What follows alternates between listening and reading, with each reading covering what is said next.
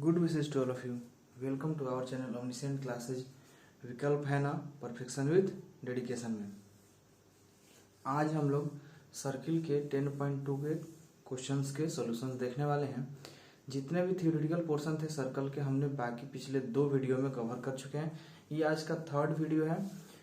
हम लोग ट्राई करेंगे कि इसमें 10.2 के हर एक क्वेश्चन कवर हो पाए। अगर नहीं भी हो पाएंगे तो एक अलग से एक और वीडियो बनाएंगे जिसमें कि जितने भी कॉम्पिटेंसी या फिर जो भी इस बार के सैंपल पेपर में क्वेश्चन पूछे हुए हैं वो और कुछ एक्स्ट्रा पिछले प्रीवियस ईयर के जो भी सीबीएसई ने क्वेश्चन पूछे हैं उसको हम लोग एक और वीडियो बनाएंगे, उसका सोल्यूशन उसमें देने का कोशिश करेंगे। तो चलिए, हम लोगों ने पिछले वीडियो में 10.2 के 3 नंबर क्वेश्चन तक का सोल्यूशन देखे थे।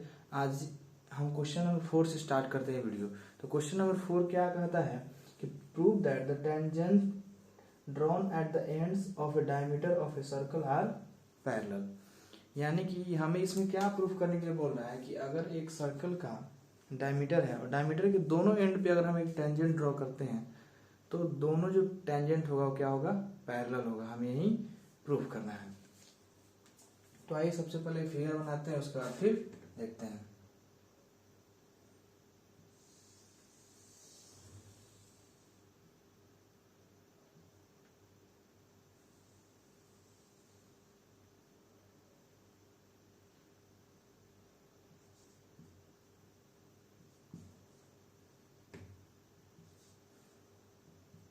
हमने गिवन कंडीशन के अकॉर्डिंग क्या किया, फिगर ड्रॉ किया, एक सर्कल बनाया और क्या किया, एक डायमीटर ड्रॉ कर दिया जो कि सेंटर ओ से होते हुए जा रहा है, सेंटर ओ से पास कर रहा है। अब दोनों एंड पे हम एक एक टेंजेंट ड्रॉ कर रहे हैं।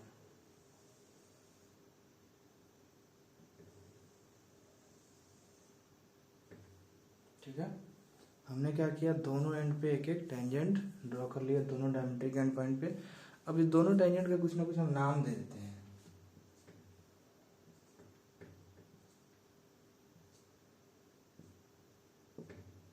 इसका नाम हम XY दे दिए और इसका नाम हम लोग PQ दे दिए। ठीक है, हम स्टार्ट करते हैं गिवन कंडीशन से। हम लोग अभी बताएं, जब भी कोई भी क्वेश्चन दे तो उसके लिए सबसे पहले सिस्टमेटिक ढंग से हमें क्या करना है, फिगर बनाना है। उसके बाद गिवन क्या है वो लिखना है। तो गिवन में अपने पास हमें क्या मिला है, C is a circle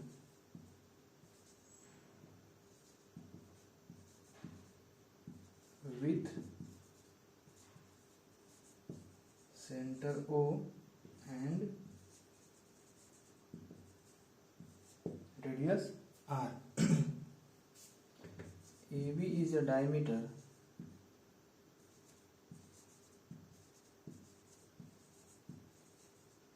and XY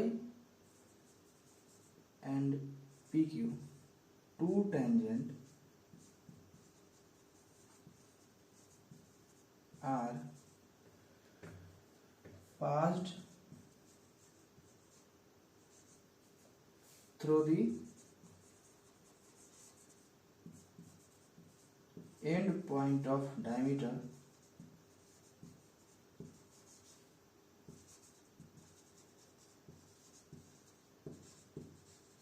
AB।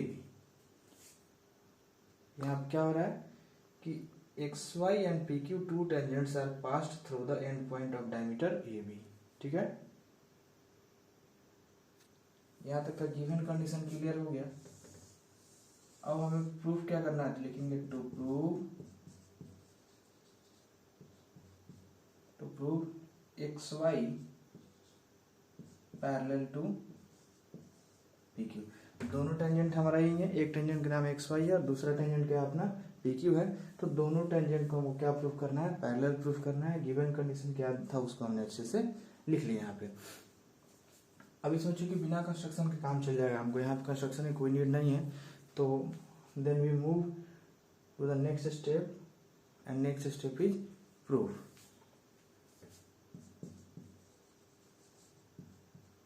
हम लोग आ गए प्रूफ पे। प्रूफ में क्या करना है, पिछली वीडियो में हमने 10.1 थ्योरम के बारे में डिस्कस किया था, उसका प्रूफ दिया था कि कभी भी सेंटर से जो भी रेडियस पास करता है और पॉइंट ऑफ कांटेक्ट में मिलता है टेंजेंट के, तो क्या होता है, परपेंडिकुलर होता है। तो उसी कंसेप्ट को यहाँ यूज करना है। कि OA perpendicular to XY from theorem 10.1 from theorem 10.1 OA perpendicular to XY. So angle OAX is equal to 90 degree, equation 1. Similarly OB is also perpendicular to PQ and this is from theorem 10.2. So angle OBP also is equal to 90 degree and this is equation 2. So here we add equation 1 and 2, we get, so adding equation 1 and 2 we get angle OAX plus angle OBP is equal to 90 degree. And this is a condition where AB work as a transversal and the sum of co-interior angle is 180 degree. So XY is parallel to PQ. हमने क्या बोला, सबसे पहले हमने क्या लिया, OA पे perpendicular है XY पे तो यहाँ पे 90 डिग्री का एंगल बनेगा। उसी तरह OB परपेंडिकुलर है PQ के तो यहाँ पे 90 डिग्री का एंगल बनेगा। कहाँ से, तो दोनों 10.1 थ्योरम से। अब दोनों एंगल के सम को हमने ऐड किया तो OAX और OBP दोनों का सम 180 आ जाएगा और AB यहाँ पे एक ट्रांसवर्सल की तरह वर्क कर रहा है, यहाँ से लिख देंगे इसको, and AB works as a transversal. अब जैसे ट्रांसवर्सल की तरफ वर्क करेगा तो अपना इस ये सम, ये कौन सा क्राइटेरिया यहाँ पे लग जाएगा, को इंटीरियर एंगल, क्योंकि को इंटीरियर एंगल का सम कितना होता है, 180 होता है। Hence XY parallel to PQ proved. हमारा क्या हुआ, प्रूव्ड हो गया कि XY पैरेलल हो गया किसके, PQ के।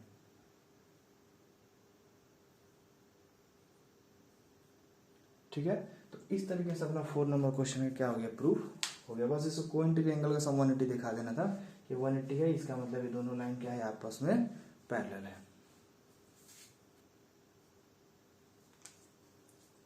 5 नंबर क्वेश्चन है, prove that perpendicular at the point of contact to the tangent to a circle passes through the centre. ये समझिए तो 10.1 जो थ्योरम है जस्ट उसका उल्टा बोलना चाह रहा है कि अगर हम किसी टेंजेंट पे जो पॉइंट ऑफ कांटेक्ट होता है सर्कल और टेंजेंट के बीच में, वहां से एक परपेंडिकुलर लाइन हम ऊपर की तरफ ले जाए तो क्या होगा, सर्कल के सेंटर से ही पास करेगा। ये हमें प्रूफ करना है। ठीक है, और हमने 10.1 में क्या पढ़ा कि सेंटर से जो भी लाइन पॉइंट ऑफ कांटेक्ट पे ड्रॉ किया जाता है वो क्या होता है, परपेंडिकुलर होता है। जस्ट एकदम वही उसका उल्टा है 10.1 का। तो इसको है ना हमको कंट्राडिक्शन मेथड से बनाना पड़ेगा। किस मेथड से बनाना पड़ेगा, कंट्राडिक्शन मेथड से। ठीक है, तो आइए देखते हैं। हम क्या लेते हैं, सबसे पहले एक सर्कल लेते हैं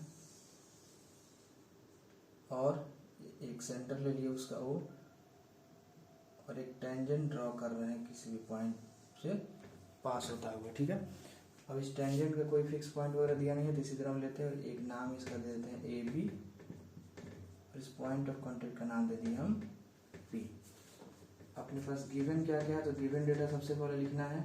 गिवन क्या है, C is a circle, C is a circle with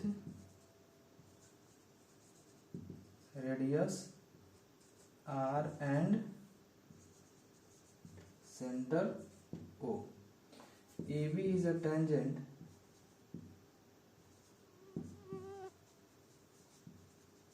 which touches the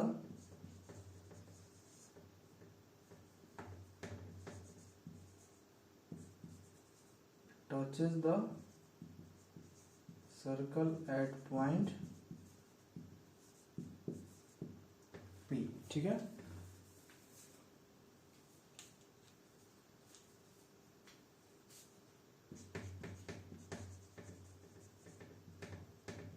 ये गिवन हो गया। अब आते हैं प्रूफ पे। प्रूफ हमें क्या करना है कि सबसे पहले अब ओ से हमको पीओ क्या करना पड़ेगा, मिलाना पड़ेगा। हम ओ से पीओ क्या किए, मिलाएं। ठीक है,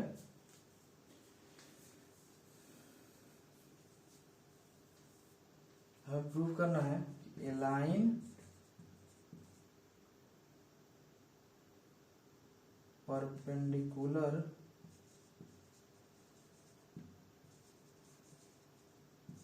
to AB at P is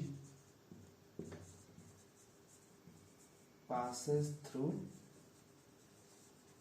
the center O। यानी कि इस AB पे जो भी एक पॉइंट P पे परपेंडिकुलर लाइन होगा वो कहाँ से पास करता हुआ जाएगा, सर्किल के सेंटर से पास करता हुआ जाएगा। हमें यही अभी तक प्रूफ करना है। ठीक है, ये तो गिवन हो गया, टू प्रूफ हो गया। हमको इसमें क्या करना है, कंस्ट्रक्शन करना है। ठीक है, हम लोग इसमें क्या कंस्ट्रक्शन करेंगे कि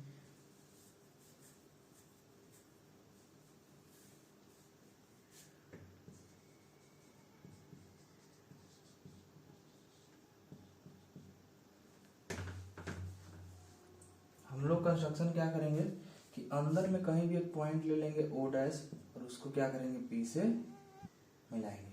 ठीक है, और ओ से पी तो नहीं, तो ऐसे लेंगे हम। सबसे पहले ज्वाइन ओ टू पी, हम ओ टू पी को क्या किए, ज्वाइन कर लिए। उसके बाद and take a point O dash, take a point O dash inside the circle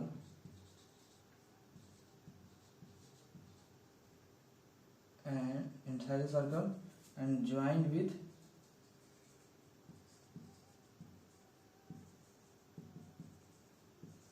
P। इस ओ डैश को भी हमसे क्या करना है, P से ज्वाइन करना है।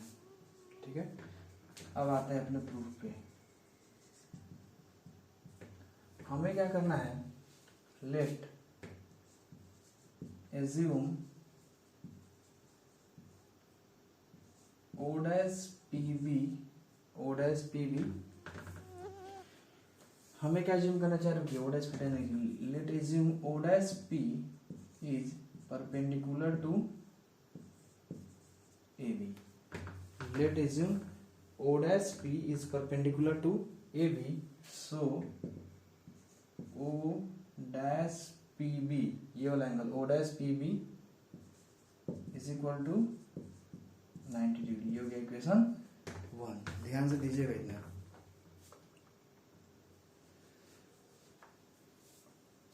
But OPB is equal to 90 degree कहाँ से, तो फ्रॉम थ्योरम 10.1। हमने एक पॉइंट लिया है ओ डैश इसमें जो कि सेंटर से अलग है और उस ओ डैश को पी से मिलाया और इसको मान के चल रहे हैं कि ओ डैश पी क्या है, परपेंडिकुलर है एबी पे। परपेंडिकुलर है तो आप एंगल कितना बनेगा, 90 बनेगा। बट हमें पता है कि OPB कितना है, 90 डिग्री है। कहाँ से, तो हमने 10.1 ग्राम पढ़ा है कि सेंटर से पॉइंट ऑफ कॉन्टेक्ट पे खींचा हुआ लाइन क्या होता है, परपेंडिकुलर होता है उस पे। तो यहाँ से ये हो गया। तो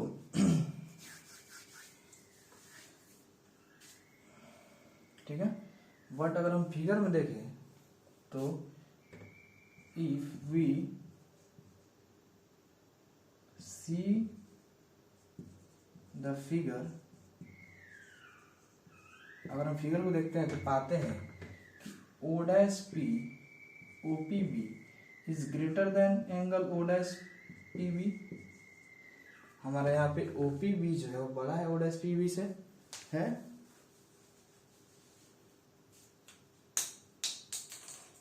इट मीन्स हमारा ये पॉसिबल नहीं है कि दोनों इक्वल है, क्योंकि यहाँ पे देखा जाए तो ओ डैश पी बी भी 90 और ओ पी भी 90 है, तो हम दोनों कंपेयर करें, दोनों का आर एच एस इक्वल यानी एल एच एस भी इक्वल, तो ओ पी बी जो होगा इक्वल हो जाएगा ओ डैश पी बी के। लेकिन यहाँ पे फिगर में तो क्या देख के समझ में आ रहा है, ओ पी बी हमारा बड़ा है ओ डैश पी बी से, ठीक है। इट मीन्स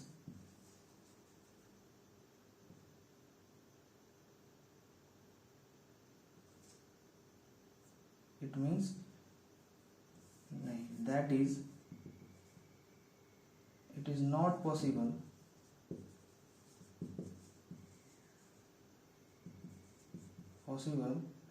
कि O dash P B is equal to O P B, मतलब कि यह हमारा पॉसिबल नहीं है कि ओ डैश पी जो है इसके इक्वल हो पाए, ठीक है। और ये पॉसिबल कब होगा, जब ओ डैश और ओ पॉइंट क्या हो जाएगा, एक दूसरे को कोइंसाइड हो जाएगा। It is possible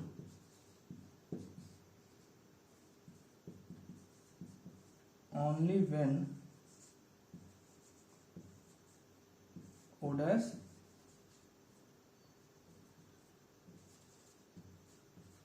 coincide the point O, that is the center of the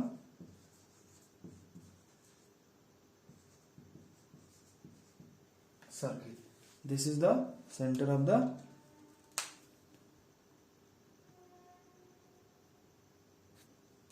circle, ठीक है।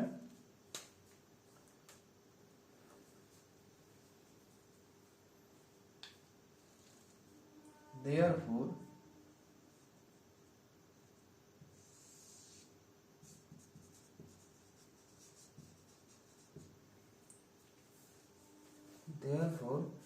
the line perpendicular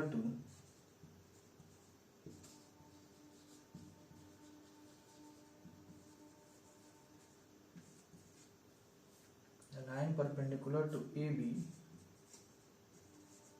at P, the line perpendicular at the point of contact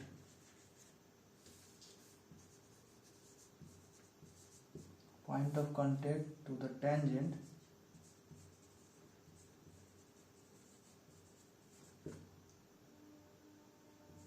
to a circle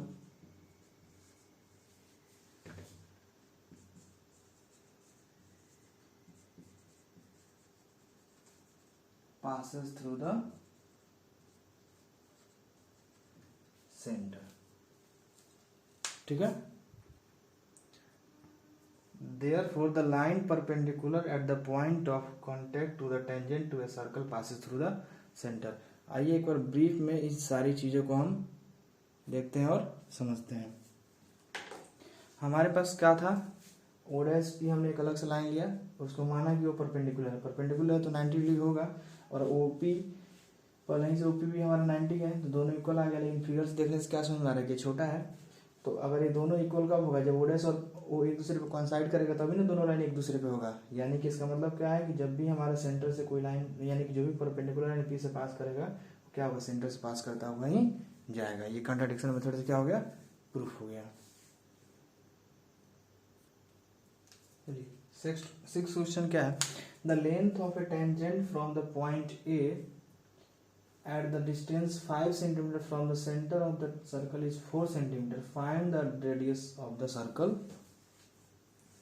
एक external point A है जहां से tangent A P draw किया गया है इस पे। अब इसके बारे में क्या दिया हुआ है कि point A is the at a distance of 5 centimetre away from the centre, यानी कि सेंटर से इस पॉइंट का डिस्टेंस दे दिया हुआ है 5 सेंटीमीटर, और इसका लेंथ ऑफ टेंजेंट दिया हुआ है 4 सेंटीमीटर। तब हमें क्या निकालना है, इसका रेडियस निकालना है, ठीक है। तो हमने बताया था 10.1 थ्योरम ही है कि रेडियस और टेंजेंट एक दूसरे पे क्या होते हैं, परपेंडिकुलर होते हैं। यानी कि यहाँ पे पाइथागोरस थ्योरम लगाया गया, तो in triangle AOP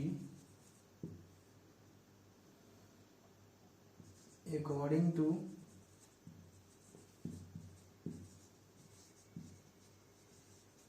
Pythagoras theorem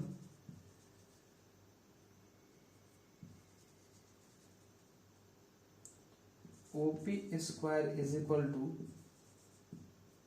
OA square minus AP square हो जाएगा।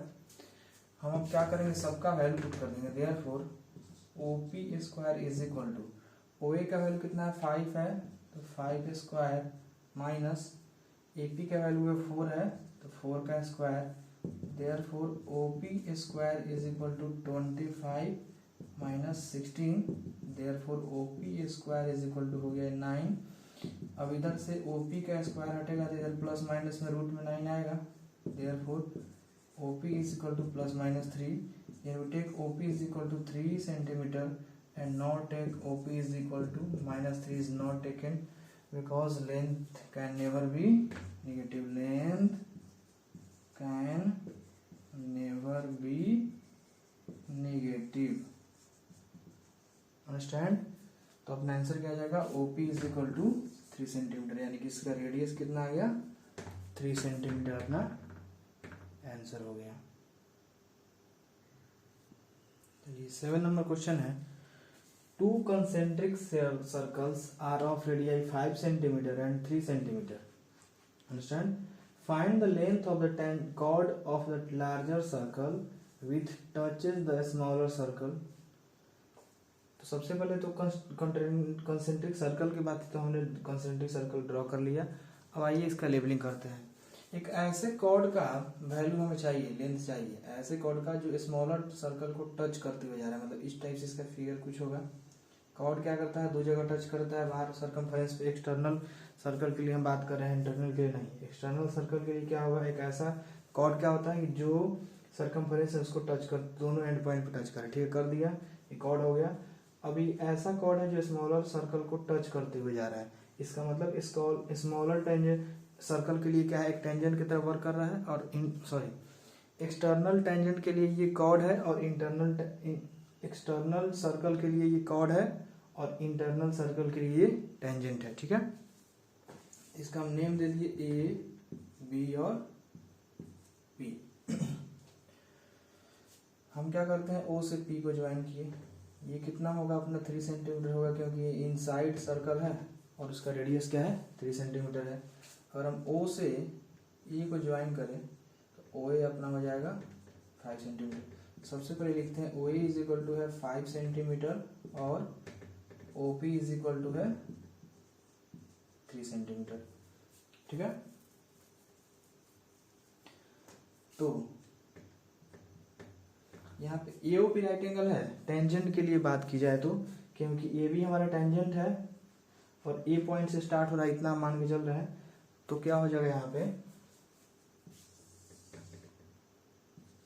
इन triangle AOP AP square is equal to OA square minus OP square. कहाँ से, तो Pythagoras theorem.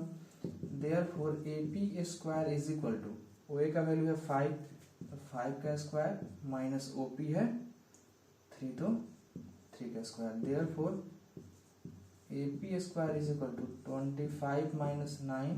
Therefore AP square is equal to 16।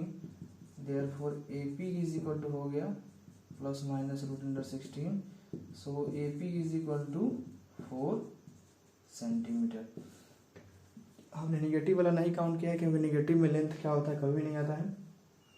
और ये राइट एंगल, यहाँ tangent से centre का डिस्टेंस ये 5 हो गया, क्योंकि बाहर वाले ही सर्कल के सर्कमफेरेंस पे ना लाइन है और सेंटर तो दोनों का सेम ही है। तो OA हमारा 5 मिल ही गया, OP हमारा 3 मिल ही गया, क्योंकि इनसाइड सर्कल के लिए क्या है, रेडियस है। तो AP अपना निकल गया। अब हम लोगों ने 10th क्लास में तो सर्किल पढ़ ही रहे हैं, 9th क्लास में एक थ्योरम पढ़े थे कि जो भी अपना सेंटर से सर्किल के कॉर्ड पे लाइन आता है, वो परपेंडिकुलर जो रहता है लाइन, वो क्या करता है, 2 इक्वल भागों में बाइसेक्ट करता है, मतलब कॉर्ड को। ठीक है, यानी कि अपना ये AB जो है ये 2 इक्वल भागों में बढ़ जाता है, AP और BP में। तो यानी AB इज इक्वल टू क्या हो जाएगा 2AP और इज इक्वल टू 2BP। ठीक है, ये थ्योरम हम लोग को 9th क्लास में पढ़ना है। 9th क्लास में थ्योरम है कि जब भी रेडियस जो है, थ्योरम क्या है, तो आइए देखते हैं थ्योरम हम लोगों ने क्या पढ़ा था कि a perpendicular line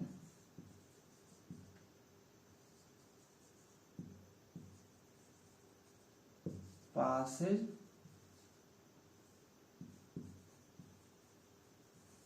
through the chord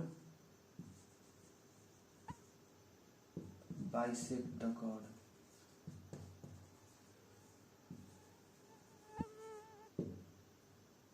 if a लिख लीजिएगा,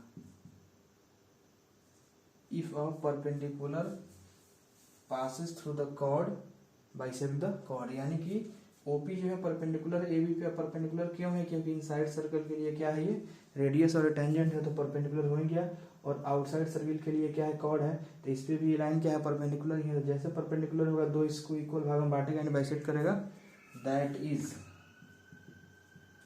ए बी इज इक्वल टू क्या हो जाएगा, यहाँ पे ए पी हमने निकाला था तो ट्वाइस ऑफ ए पी यानी 2 into 4 is equal to 8 centimetre, यानी A B is equal to अपना 8 सेंटीमीटर क्या हो गया, आंसर आ गया।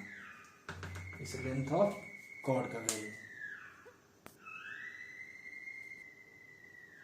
चलिए 8 नंबर क्वेश्चन क्या दिया हुआ है कि एक quadrilateral ABCD is drawn to circumscribe a circle, prove that AB plus CD is equal to AD plus BC, यानी कि एक सर्कल है और इसके बाहर में स्क्राइब है क्या है, क्वाड्रिलेटरल, यानी क्वाड्रिलेटरल के अंदर एक सर्कल है जो कि चारों साइड को क्या कर टच करता हुआ जा रहा है। तो हमें क्या प्रूफ करना है, AB plus CD is equal to AD plus BC, यानी कि अपोजिट साइड का सम जो है वो इन दोनों अपोजिट साइड के सम के इक्वल है। क्वाड्रिलेटरल में दो पेयर ऑफ अपोजिट साइड होता है ना, 2 पेयर ऑफ अपोजिट साइड, तो दोनों पेयर ऑफ अपोजिट साइड का सम क्या है, आपस में इक्वल है, हमको यही यहाँ पे प्रूफ करना है। ठीक है, तो सबसे पहले तो हम गिवन कंडीशन लिख ले कि गिवन कंडीशन क्या दिया हुआ है कि ABCD is a quadrilateral which is circumscribe। इसका मतलब हो गया कि वो क्या है, सर्कल के अंदर है। हमें इसमें प्रूफ क्या करना है, to prove AB plus CD is equal to AD plus BC। ठीक है, प्रूफ क्या करना है, AB plus CD is equal to AD plus BC। ठीक है,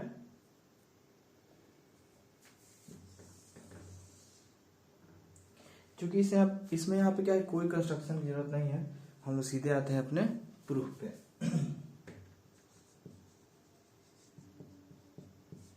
हमने प्रूफ में देखना है कि यहाँ पे देखा जाए तो 4 एक्सटर्नल पॉइंट है सर्किल से ABCD, और चारों से देखा जाए तो दोनों डायरेक्शन में क्या किया गया है, टेंजेंट ड्रॉ किया गया है सर्किल पर, वही टेंजेंट क्या है, आपस में मिलने पे क्या हुए, एक क्वाड्रिलेटरल फॉर्म किए हैं। ठीक है, तो अगर हम देखें तो हमने क्या पढ़ा 10.2 थ्योरम में कि किसी एक एक्सटर्नल पॉइंट से जो भी दो टेंजेंट ड्रॉ किए जाते हैं, दोनों टेंजेंट आपस में क्या होते हैं, इक्वल होते हैं। तो उस अनुसार अगर हम देखें ए से, तो AP जो है इज इक्वल टू है AS के। ठीक है, उसके बाद BP जो है वो इक्वल है BQ के। ठीक है, C से CR जो है वो इक्वल है CQ के, और D से DR जो है इक्वल है DS के। ठीक है, अब इन सारों को हम क्या ले लें, 4 इक्वेशन ले लें, 1 2 3 4। अब क्यों, तो चारों के लिए एक ही रीजन है कि द लेंथ ऑफ टेंजेंट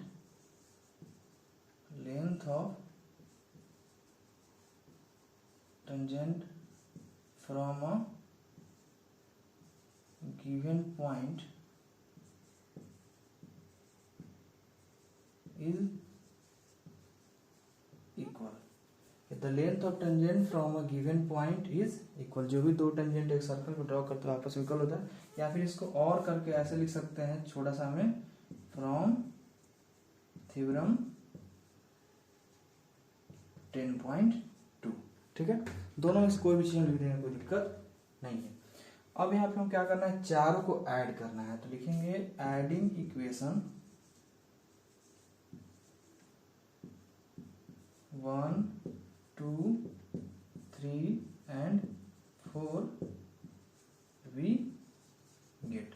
तो हमको ऐड में क्या करना है, एलएचएस सारा एक में ऐड हो जाएगा और आरएचएस सारा एक में ऐड हो जाएगा। तो हो जाएगा यहाँ पे AP plus BP plus CR plus DR is equal to AS plus BQ plus CQ plus DS. ठीक है, अब आते हैं एपी और बीपी अगर एक साथ मिल जाएगा तो क्या एक एबी बन जाएगा। एपी और बीपी को एक साथ है तो उसको ब्रैकेट में लिख दिए।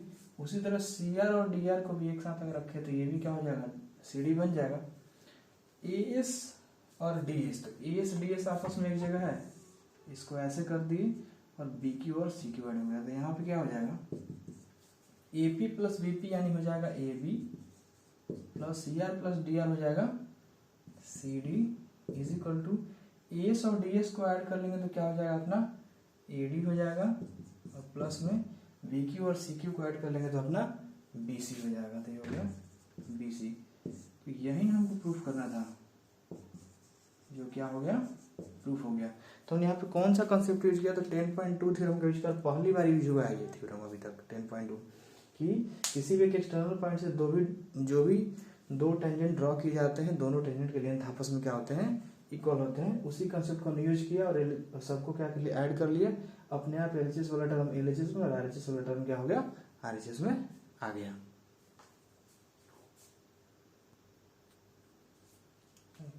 So we move to the question number 9. Question number 9 क्या कहता है, in the given figure x y and x dash y dash are two parallel tangents to a circle with center O and another tangent AB with point of contact C intersecting x y at A and x dash y dash at B. Prove that angle AOB is equal to 90 degree. तो उसी को देखते हुए figure बना हुआ है। Figure में क्या है, एक सर्कल है जिसका सेंटर क्या है, O है। सबसे पहली बात, दो टेंजेंट है X Y and X dash Y dash, दोनों क्या है, पैरेलल है। तो हमने दो टेंजेंट बना लिया पैरेलल। अब पैरेलल बना दिया तो पॉइंट ऑफ कांटेक्ट को मिलाएंगे तो सीधा ये डायमेट्रिक एंड पॉइंट हो जाएगा। तो ये क्या है, पी क्यू जो अपना है डायमीटर है और वो क्या है सेंटर, मतलब ये स्ट्रेट लाइन है पीओ क्यू एकदम से। पीओ क्यू क्या है, एक स्ट्रेट लाइन है, क्योंकि दोनों जब टेंजेंट पैरेलल है तो ये डायमेट्रिक एंड पॉइंट ही होगा। अभी तो हमने पिछला क्वेश्चन नंबर 5 करा है वैसा। अब क्या दिया हुआ है कि अलग से टेंजेंट ए बी है जो कि पॉइंट ऑफ कांटेक्ट से क्या है, सी है सर्कल पे, और वो एक्स वाई टेंजेंट को ए पे और X dash Y dash tangent को बी पे टच कर रहा है। यानी कि ए बी एक टेंजेंट ऐसा है और सी से क्या कर रहा है, पास करते हुए जा रहा है सर्कल पे। हमें क्या प्रूफ करना है कि एंगल ए ओ बी, इसके लिए ए को ओ से और ओ को बी से ज्वाइन करना पड़ा। तो एंगल ए ओ बी क्या है, एक राइट एंगल है, यानी कि 90 डिग्री हमको ये प्रूफ करना है। तो सबसे पहले हम आइए गिवन कंडीशन लिखते हुए आगे बढ़ते हैं। गिवन क्या है कि एक्स वाई जो है वो पैरेलल है एक्स डैश वाई डैश के, ठीक है, एंड और क्या है, A B is a tangent which passes या फिर touches लिखिए, which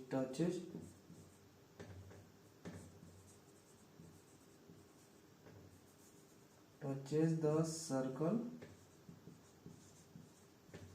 at C। क्योंकि हर एक चीज गिवन है, फिगर के अनुसार ही फिगर बना हुआ क्वेश्चन में ही था, तो इसमें ज्यादा कुछ गिवन लिखने की जरूरत नहीं है। हमको प्रूफ क्या करना है, तो to prove angle AOB is equal to 90 degree. क्या लिखेंगे कि टू प्रूफ में angle AOB is equal to 90 degree. ठीक है,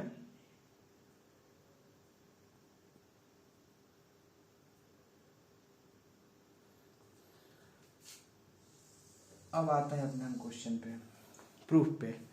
प्रूफ करना है कि एओ भी हमारा क्या है 90 डिग्री है। तो हम क्या करेंगे, सबसे पहले इसमें कुछ कंस्ट्रक्शन करना पड़ेगा और नेमिंग करना पड़ेगा। सबसे पहले हम ओ को किससे मिलाते हैं, सी से मिलाते हैं। तो यहाँ पे कंस्ट्रक्शन करेंगे हम लोग क्या कि ज्वाइन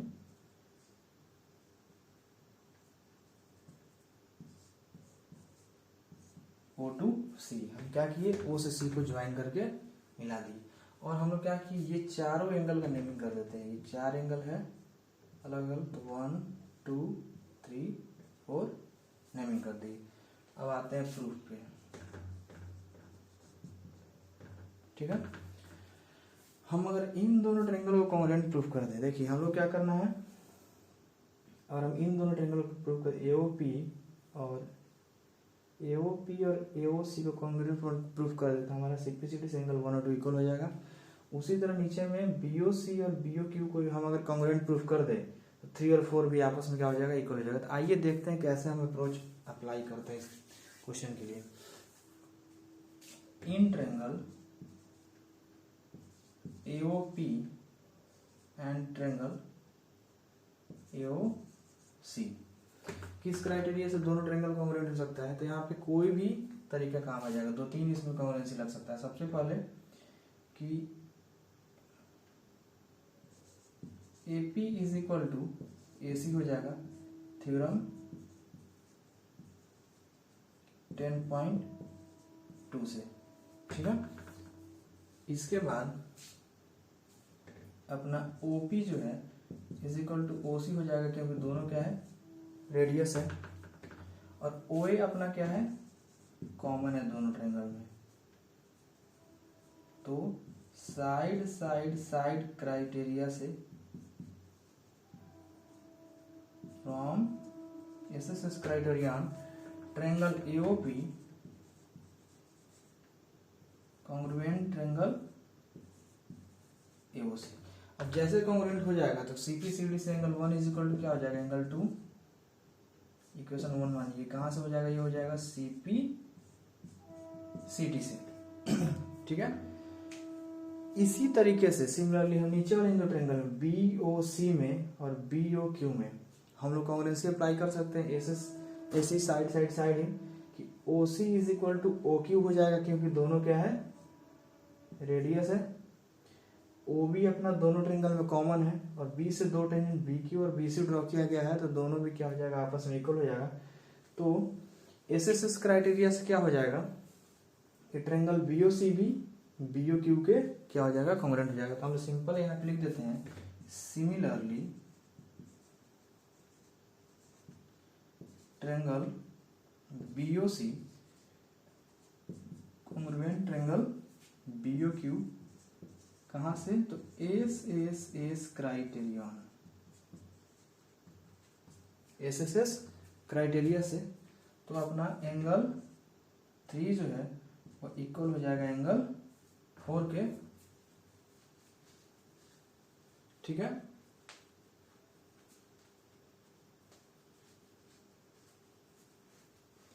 इसको हम ले लेंगे इक्वेशन 2। ये भी कहां से हो गया है, सीपी सीटी से। ठीक है, यहां तक एकदम क्लियर समझ में आया। एंगल 1 इक्वल हो गया एंगल 2 के, और एंगल 3 इक्वल हो गया एंगल 4 के। उससे आगे हम कंटिन्यू करते हैं। तो अपना PQ एक स्ट्रेट लाइन है। PQ क्या है, एक स्ट्रेट लाइन है, चाहे POQ लिख दीजिए। POQ is a straight line, और उसमें भी क्या है, डायमीटर है। क्यों डायमीटर है, क्योंकि डायमेट्रिक एंड पॉइंट से ही लाइन जो पैरेलल ड्रॉ किया जाता है टेंजेंट होता है, नहीं तो फिर वो पैरेलल होगा ही नहीं। इसीलिए अपना POQ क्या है, एक डायमीटर है। तो एक डायमीटर है, तो उसके एक तरफ ये 4 एंगल जो भी बने हुए 1 2 3 4, that is angle 1 plus angle 2 plus angle 3 plus angle 4, is equal to 180 degree.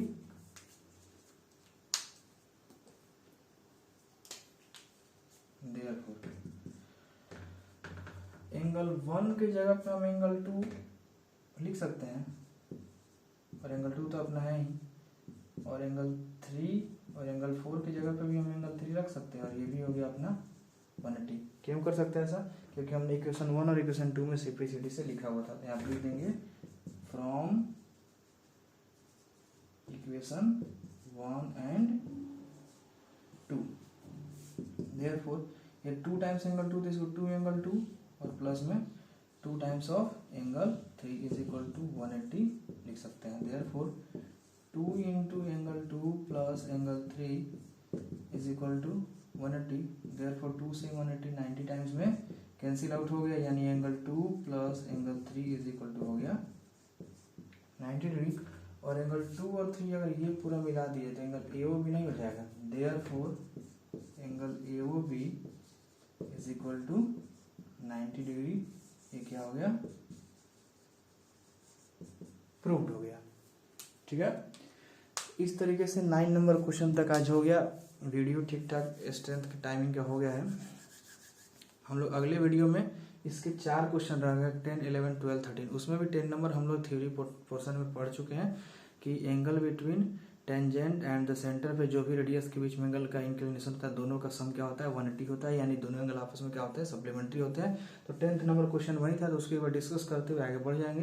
तो 3 क्वेश्चन मात्र बचा हुआ है वो, और उसके बाद फिर से कुछ सैम्पल पेपर क्वेश्चन और बोर्ड के क्वेश्चन हम लोग अगले वीडियो में कवर अप करके इस चैप्टर को खत्म करेंगे। ठीक है, तब तक जुड़े रहिए इस चैनल से, और विकल्प पे भरोसा रखिए। सबसे बड़ी बात क्या है? अपने आप पे भरोसा रखना।